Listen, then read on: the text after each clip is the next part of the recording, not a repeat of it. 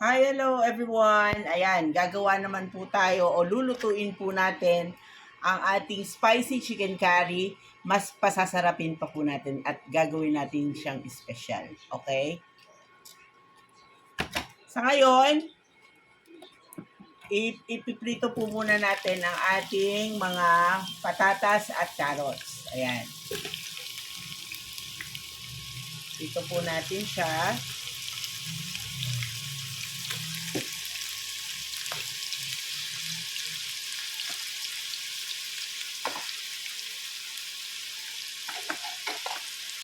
Yan, iset aside na po natin yung ating piniritong patatas at carrots.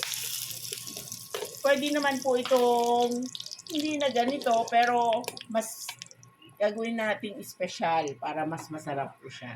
Lagay na po natin yung bawang,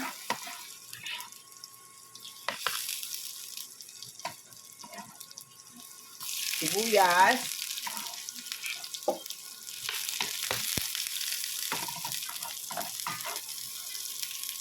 luya.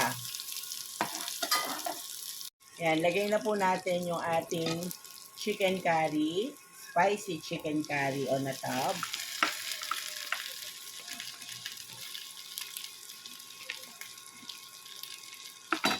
Gagawin po natin dalawang tub.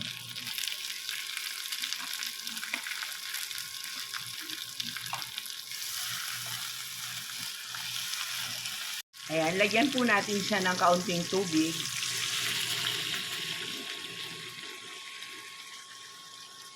At pabayaang maiga. Ayan. Takpan po natin siya para mabilis maluto. Ayan, isama po natin ang ating carrots at saka patatas para lumambot din siya.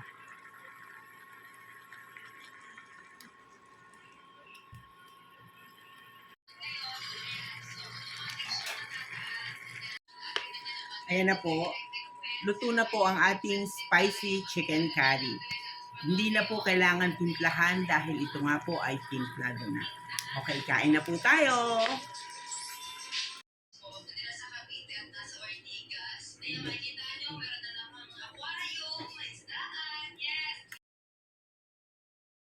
Kain po tayo. Ulam ko ngayon ang timplados chicken curry. Medyo nangangagat lang po siya, medyo maanghang. Ayan, doon sa mga mahihilig ng maanghang na ulam, pwede po ito sa inyo. Kain tayo. Yan po ang ating chicken curry. Timplados chicken curry. Hindi na po kailangan timplahan. Kung dun sa mga nagmamadali, pwede na po yun. Pakuluan nyo lang ng konti sa konting tubig. Pwede na pong ulam. Ayan. Thank you.